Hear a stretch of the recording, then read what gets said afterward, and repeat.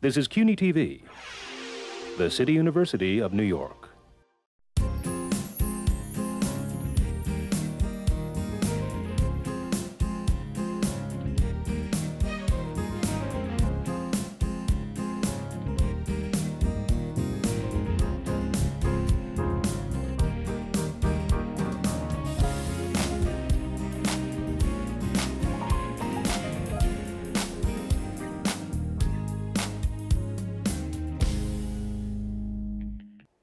Hello, I'm Ronnie Eldridge. Welcome to Eldridge & Company. My guest is another member of the City Council who serves with that new style of energetic politics that I wish was there when I was. Melissa Mark-Viverito represents the 8th Council District of Manhattan. The district includes Manhattan Valley, El Barrio, East Harlem, in Manhattan, as well as Mott Haven in the Bronx. And I'm glad to welcome her. What's it like to represent part of the Bronx? It's sort of like the same? Well, it's a challenge. Every community is distinct, Yeah. and I think that I feel like I represent 3 distinct communities because it covers so much geography, and I try to really be mindful of really the needs of each area. So it's a challenge covering 2 counties and going into 2 boroughs, right? Counties, and that becomes more difficult with politics and stuff, right? Right. I mean, you know, the number of precincts you represent, community boards you represent, it's quite a bit. Is there there must be threads, though, of commonality. Yes, without a doubt. I mean, you know, it is a primarily Latino district. In each of those areas, there are large Latino populations. It's a low-income community, a lot of public housing in each of the areas, in the Bronx piece, in the West Side piece, in East Harlem. I represent the most public housing in the city of New York is in my district, yes. And so there is commonality. So there's a lot of work with the housing district. The housing authority, I mean. Yes, it is. And I am a strong believer that the cornerstone of affordable housing in New York City is our public housing stock. So we really have to be committed to really investing in it. And I don't think we as a city have invested enough, or the state. And we rely a lot on the federal government, and that's always a challenge, particularly when our state representatives have to go to Congress and convince their colleagues that they should be investing money in New York City for public housing. It's difficult. We've always considered, though, the basics of public housing money coming from the feds, isn't it? And it's always been an excuse when you don't get it. Right. It's sort of like the MTA. Right, I guess, yes. And under the Bush administration, there was a severe drop in the amount of money that was brought into for public housing. It's seen an uptick under the Obama administration, but still, considering the importance that the important role that it plays in providing housing and low-income housing for New York City residents, as a city, we should be investing in it, and so should the state.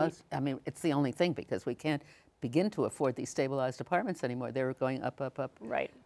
In the housing authority, there were always this talk about gentrifying the housing authority, keeping apartments empty. Is that still happening, and does that have an effect on really poor people? Well, I mean, I know that has come up in conversations, and we've brought it up in many of the hearings. And what the housing authority says is that a lot of it is upgrading of apartments. The housing stock is old. I mean, it's many years and many decades. And because of the severe underinvestment, there has been a lot of capital improvements that have been deferred. And so, you know, it needs to be repaired. So in some cases, apartments may be offline because there's such a need of repairs that are needed in those apartments to bring them up to speed, ADA compliance or whatever else. So I don't believe that they're just sitting on vacant apartments. I just don't think there's been enough money to really bring them online. And then the other thing about gentrification, when you talk about that, I mean, one of the challenges the authority has is how do they keep themselves relevant and viable and financially stable. So the authority has been looking at developments that may have some extra land and looking at how do you create additional housing by partnering with community-based organizations or partnering with the city to provide some level of housing. So they are looking to sell land as a way of being able to reinvest in their existing housing. And it's also very hard now with the change, well, years ago in the welfare system and everything else, to even have steady money to pay the rents. Exactly. And of course, we have homeless. Do you have a lot of homeless people? Well, I think the city, we have a crisis. Yeah. And in your district? In my district, well, I also do represent, you know, Ward's Island and Randall's Island, and we do have the shelters that are there, and we do have shelters in other parts of the district. So it is a crisis, and what we're seeing a lot is families that are doubling up, tripling up in some cases because they can't afford the rents, and that in and of itself is really reflective of the housing crisis. They're not considered homeless, though, or categorized as homeless if you have 2 or 3 families living in an apartment. So that's the challenge. But obviously, our shelter system is severely under strain because we probably are seeing historic numbers. Another crisis I think you have is the stop and frisk. Oh, I've been very you have been very really upfront vocal about that and in the front of it. Is it true that your district has the highest number of that? The 23rd precinct has the #1 for Manhattan. It's #6 citywide. But for Manhattan, yes, my district has the most stop and frisk. And the percentages and the numbers are shocking. How many were there? Well, in that I don't have the whole thing. broken down, but total it's about 600,000 to close to 700,000 young people a year. And some people believe that that's underreported because there may be some instances where a stop and frisk is happening and maybe the paperwork isn't filled out. That's just based on the documentation we have. So there's a concern that the numbers may be even higher than that. And we can see how relevant it is, especially now with the Florida this horrible thing in Florida.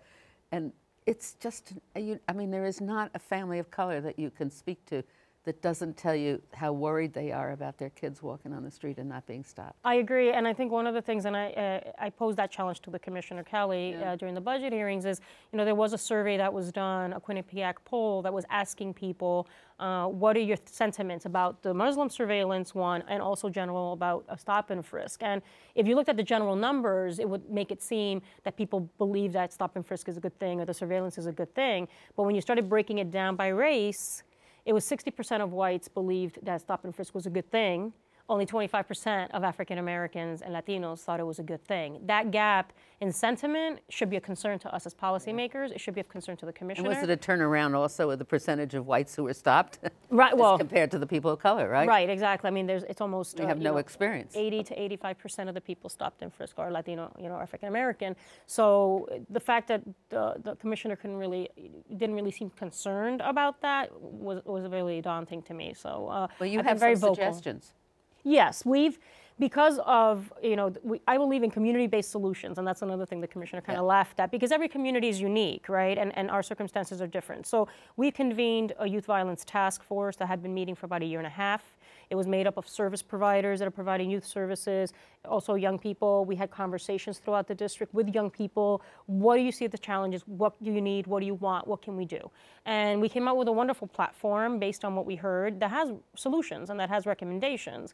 And my intent now is to really reach out to the DA's office, to the NYCHA, because obviously I believe public housing has to be involved. I've met with one of the Deputy Mayor Gibbs on it to figure out how can we work collectively to bring resources to my district to address that issue and try to implement the platform that we've outlined with young people. And that's where we're at. And I think we have the solutions and we want help in making that a reality. That's a concept, though, that's very popular. I mean, look at the youth facilities. They're bringing them back into a neighborhood, try to do it.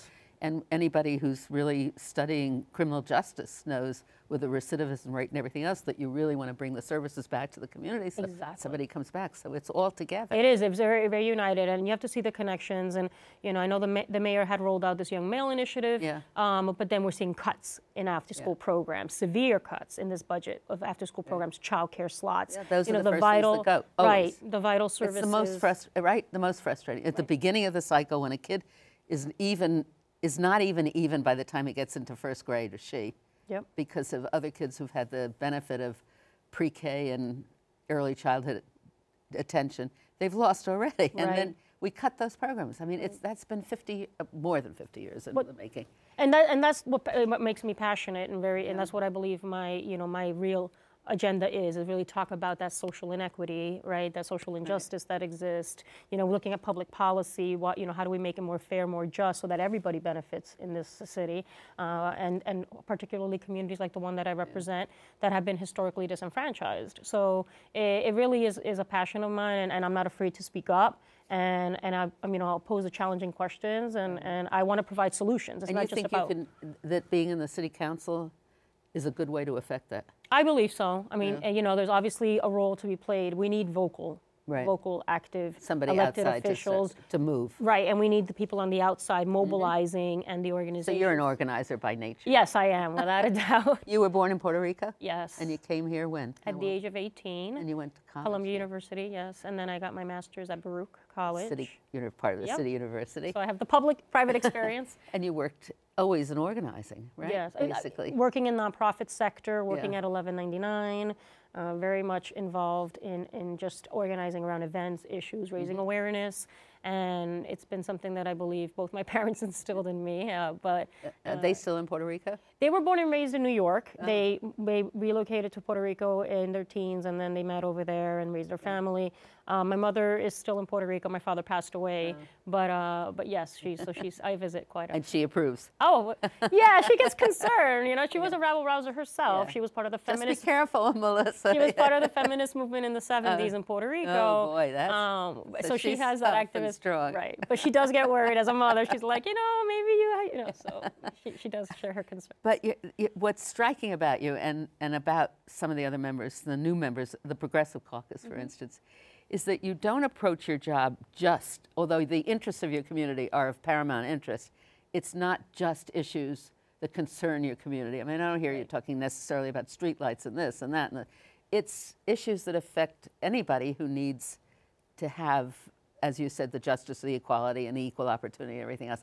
So it's coming to the council with not only the view for the, but citywide. Right. And that lacks sometimes, I think, in some of the council places. Well, I mean, I believe that that's our responsibility, right? We have a responsibility. Yes, we take care of our constituents. We have constituent services. We have staff, and we deal with that, and we take care of that. But we have a responsibility to vocalize what are the challenges, and maybe in the short-sightedness of some of our policies. And I think that that's what I feel I should be doing. And we get a very good response. I know I get a very good response from people in my community that like the fact that I'm outspoken, that they've seen me in the press challenging the commissioner, or challenging or doing the legislation that we just passed with the speaker on limiting the information that is shared with ICE agents in Rikers Island. I mean, really looking at how we can take responsibility for things that we can as a council and really be on the side of justice at the end of the day. And then you push for other things even that you can't legislate. So it's the use of resolutions and stuff like that. Tell me about that. Well, yes, I mean, resolutions is a public position that the council is taking on issues of importance. So, for instance, we're going to be doing a resolution tomorrow regarding the Trayvon Martin case in Florida. I submitted a resolution with my colleague Brad Lander on the Back Page and Village Voice issue, which is about the sex trafficking. Yeah. So we use it as an opportunity to really verbalize and vocalize about issues that are happening at the moment, and having the council take a formal position on those issues. And on political contributions. Correct. Yes, the Citizens United case, which we also did a resolution on, and that got a lot of attention because, again, people look at New York City as a beacon, right? And they look at New York City as like this, this great city, and taking a position on these issues gets known and recognized. And so that's the responsibility we have. And it's been a great experience. I think that's very important because we're not always in the leadership, and it's very good to keep pushing to make us up. That's true. We don't live up to expectations that they say, oh, you're from New York, meaning, oh, you're this radical, but in fact we're not, and that's very frustrating. That's very true.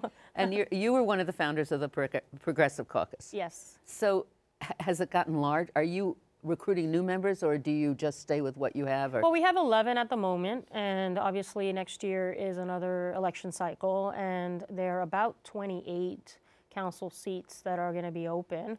So clearly we're keeping an eye on those and seeing, and I know that there are a lot of unions that are interested in looking at progressive candidates. So, seeing what comes out of it. And we're always open to accepting any other members. Yes. So members could join if they wanted to. Yeah, we have a set of principles that we've kind of delineated. So why don't they join? That's a question. Come on, you're outspoken.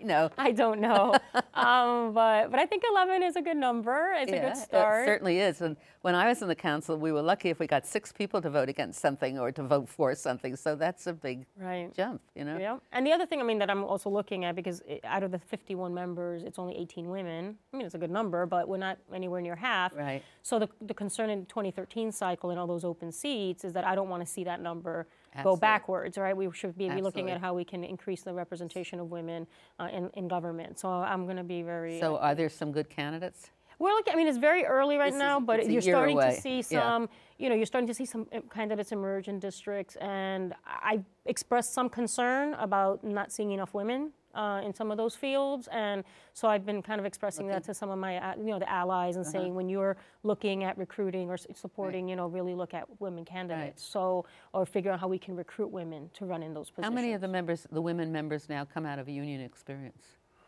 I think there's, couple of them, yeah, there's Annabelle Palma, myself, Darlene Mealy, Robert Jackson used to be, he's not female, but obviously, but he had a union background, so there's a couple. Yeah. And obviously, I think it'd be great to expand that. I can't resist this, but in my day, I mean, the men were not smarter by any means, so I have to express that. So, and it's very difficult. Now, you have a female speaker. Yes. Which is, must have, I mean, even if she's trying to be very political, she's still got a sensitivity. I think she must have. Right. I really do think that women bring a unique perspective. Yeah, so I think that, having her there is definitely it's very inspiring, having been the first woman. And so, and having her there, I think sets that kind of tone. It's great. So tell me what are we going to do in the city about education, and what are we going to do about police, and how do we do this? I mean, it's such a challenge. Where on the police accountability stuff, there are some legislative intros that have been introduced by one of my colleagues. I think Brad Lander has done some, and so has Jamani Williams, to figure out if there's ways we can legislate accountability. I think just continuing to raise awareness. The drumbeat around that is really growing, and my concern is that if we don't really seriously do something, there's going to be a reaction, and there could be a backlash, and you're already starting to really feel that resentment grow, and it's very real. And I think we've tried to kind of impart that on the administration, on the mayor, and they really don't seem open, to hearing any sort of criticism on that matter. So that concerns me about where we're heading in that direction. Occupy Wall Street, that's been a lot of attention on the police, and then also the stop and frisk. Yes. So those are two major issues. Right. And they're not going to go away unless something is done about it. And the other, what I've been really vocal on too is the marijuana arrests, which is actually part of that, subset of that stop and frisk, are the marijuana arrests, where we've seen 50,000 arrests a year for possession of small amounts of marijuana, which has been decriminalized at the state level.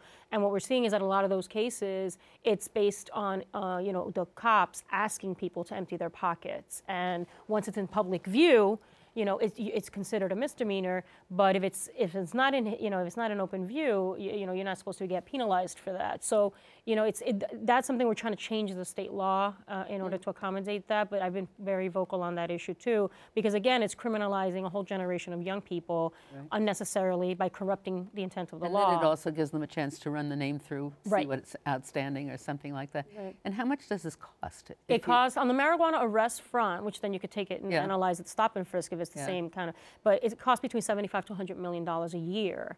When you stop a young person, you may be dealing with overtime on behalf of the officer, taking them to the precinct, like all of that, it has a cost. So there was a study done that basically says it's about $1,000 to $2,000 per stop that it costs in terms of all the time. And so I raise that from a cost perspective too, Definitely. That's unnecessary. So compare that to the cuts in after school and the cuts in childcare. Correct. So we've been raising that, and then you can also take that level of analysis on the stop and frisk front, so it's a real concern. And then the education is that's a whole other, that's kind of, wow, it's really overwhelming because it really is this teaching to the test that we see a lot, the lack of parental involvement, the co-locations, in existing schools. It's just like you have the whole thing with the charter schools, don't you? Yes. And that's the co-location issue about bringing in charter schools into existing schools. And dislocating other students. Right, and so it's. So you're not a necessarily happy camper. there's a lot of battles, there's a lot of fires, but you. But there were exciting things. So you've got this participatory budgeting. Yes. And now historically, what's happened is the mayor presents a preliminary budget, right? Mm-hmm. The council then has hearings. Yes. Then he comes back with a final budget. Right. Exactly. And then the council has more hearings. Right. And you've just finished that round? Well, we finished the preliminary budget hearings, then they're going to come out with the executive budget, we'll have those hearings, and then we negotiate, the council and the mayor, and we decide, we vote on it towards the end of June. Right. But the negotiations have always seemed to me to just be, it's usually the same amount of money, almost, and they count on that when they do their budget. Mm-hmm. the mayor's place. Right, but sometimes they update the revenue projections, or Right, sometimes, I see. so that's where between the times of the executive and preliminary, the preliminary and the executive, is getting some of those updated numbers. But then also it's the opportunity for us to kind of weigh in and provide alternatives, very to important. revenue or alternative recommendations, fighting on behalf of like the child care slots or, or Yes. the after-school programs. And then you go out and help organize these groups, Right. right? So yeah. we see some changes from the original, what the mayor originally Right. presented. So you should have a demonstration with childcare people and with the marijuana Yes. together. Yes. We'll pass I'll the bring them money with it. together. Yes. So now, with your participatory budget, Yep. that's for the part of the budget that you get as a council member? Right. We do have, It's and just the first step, right? Right. We get discretionary monies. Yeah. This is taxpayer dollars that we have the ability to reinvest in our districts, and I believe very strongly that that is something that we should continue to have and that we should never give up, because I know we get criticized about it. Oh, it's very important, and yes. people don't understand it. Yes. And it's a joke. It is. It's, Just because some people may misuse the money. Exactly. Yeah. And especially when you talk about communities of color and low-income Yeah. communities, our small community-based organizations benefit from these discretionary Right, dollars. exactly. And these are usually organizations that get overlooked by the administration. And they're very important. Correct. So I feel very strongly. I wanted to just say that. So what we've done is participatory budgeting is an initiative and a process that exists in many parts of the world. It originated in Porto Alegre, Brazil, and the only city that has done it in the country has been in Chicago. An alderman, Joe Moore, who decided he wanted to implement participatory budgeting after he heard about it. So a group of us heard him speak about his experience a couple of years ago, and some of us expressed interest in wanting to do it here in New York. So the idea is to allow the constituents to decide how to spend the money, Right. Their taxpayer dollars. So we have capital and expense money available to us, so we've committed at minimum $1 million in capital monies to go to projects that the community has defined as projects that they would like to see funded. And we've had brainstorming sessions, and now we've vetted the projects to make sure these are projects that can get funded by the city, and now we're in the process of voting. And the constituents are coming out in droves to vote for the Great. projects. It's really wonderful. And so you can see that on your website. Yes, I have a blog, Mark-Viverito.com, which has a lot of the information on the participatory budgeting. You can see a sample ballot. You can see the projects that have been defined and how much they cost. And 29 projects are on the ballot, and people can select 5. So great. Right. I know the first day was Sunday, right? Yes. And you reported that there were already 300 people who came in to Yes. vote. And now this week, my office is a polling site, so people can walk in, And the list vote. of projects that they're selecting is a result of the local meetings they had Correct. to decide what they really wanted to see. We did brainstorming sessions, and we said, okay, if you could fund something, what would you want to see funded? So all of this comes out of community dialogue, and to see the level of engagement and enthusiasm is really wonderful. Wait And till they see the actual thing. exactly, and I think people Yeah. talk about apathy in terms of Yeah. electorate, and I don't think that at all about my community. Yeah. I think it's just people are cynical because they don't think government speaks to them or speaks for them. And this is demonstrating that when you give an opportunity for people to really weigh in and take ownership for their community, they are going to respond, and they're responding. That's so great. Yes. How would you now go the next step? How would you do that for the Well, what whole we're trying budget? to do is definitely we want to continue it next year. We've learned a lot from this process. We want to see other colleagues, Right. jump on. It's 4 out of the 51 of us are doing it this year, and we want to see if we can allocate more money for it, or include more than $1 million. Does each council member now get equal amounts in capital money? No. No. And is it public what they get? At the end of the day, yes, everything gets, once we authorize the budget or pass the budget, it is online in terms of all the projects. You can tell how much capital funds each council member gets? You'd have to go sort through it, but you could look at the projects and look Yeah. at the amounts and stuff like Because that. when I was in the council, that was one of the ways of rewarding people. Right. No, there's a level of transparency now that okay, everything right. has the amount, the organization, what they received, and a council member's name attached to it that, made that Right. recommendation or that is making that allocation. Now, community boards, some of them do something in a way similar, do they? When the budget comes? Well, they said they they- developed their set of priorities, and so that Yeah, comes out of in the way- community hearings. Right. But that could be expanded, couldn't it, from the local budget, participatory budget to the borough-wide, and then well, we've incorporated our community boards. At least myself, I have 3. In this process, we've invited them to No, be I part meant of your it. process. Forget the community boards. Right. If you had every district in the borough Yes. doing this, then you could have all those districts meet. Yes. This is on capital budget. Would you want to do that, though? I'm not sure. Have you thought about that? No, I haven't. I mean, it's you know, we're always sure open to recommendations because we do have a coordinating committee. This is about your local community. Right, exactly. I mean, I'd love to see it, you know, borough-wide. I'd love to see it citywide and incorporate an element of that in it. For each district. Yes, it'd be wonderful. Right. If you had your druthers, what else would you like to see? In terms of? Change. Oh boy, there's so many. I mean, you know, I really am an optimist. You know, I'm a fighter, but I am optimistic, and I think that considering that in 2013 we do have an opportunity to elect new leadership in all types, there really is an opportunity to weigh in and try to get changes done. Because you can, I've been telling groups, especially the Police Accountability or others, I said this is a prime opportunity to put candidates on the spot about how are you specifically going to address these issues? What changes are we going to see? Because change has to happen. It can't continue to stay as is. And really challenge people on making the changes necessary that we deserve as a city and our constituencies deserve. So I'm looking at it from that perspective, organizing and starting to get ready for that cycle and being able to influence public policy. And do that in other districts. Yes. It has to be done. Yes, citywide. I mean, this is working with advocates and trying to make sure that there is a level of engagement so that we can make that change happen. And do you work with with the statewide representatives as well as the members of Congress? Yeah, I mean, I do reach out. I don't mean you personally, but do you think it does work?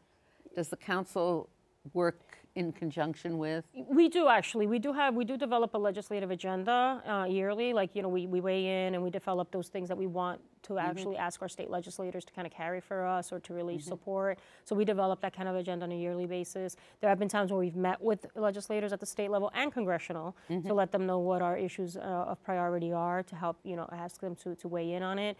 And I think that, that's we need some organizing in those districts also. Yes. Yes. I mean, really, right? So you're the chair of the Parks Committee? Yes. And you're on a million committees. Right. I mean, not immigration, youth and is immigration, just before we end, is immigration a big problem in your district? I mean, it's yes. It's in this city, it's here, you know, so it's a reality, a very real situation. Is it a frustrating situation for us as New Yorkers? I mean, what's frustrating for me is that we can't get federal comprehensive immigration reform and that we can't get anybody to seriously address it. That's why we try to look as a municipality, what can we do? You know, we're very inclusive in this. You know, we've always been supportive of our immigrant communities. The city has. Right, but the feds have to help resolve this issue. It just can't continue to stand. So, you know, and I support my immigrant communities greatly, and I've been a real vocal voice for them too. And but some of them are just regulations, aren't they? I mean, like what's happening with the facilities where they put people temporarily. I mean, that doesn't have to be legislation, does it? No, I mean, a lot of this stuff could be done administratively, right? There has to be a will, but sometimes when we don't get that response, we go ahead and we legislate. Very frustrating. So I just wish I was 20 years younger and still in the council, and it would have been wonderful to be serving with you, and I thank you very much, and I wish you lots of luck. Thank you very much. You're an inspiration, and I appreciate you inviting me. Thank you very much.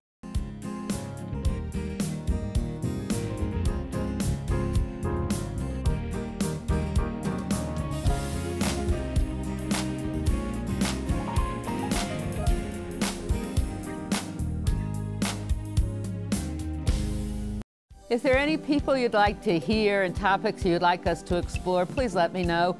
You can write to me at CUNY TV, 365 Fifth Avenue, New York, New York, 10016, or you can go to the website at cuny.tv and click on Contact Us. I look forward to hearing from you.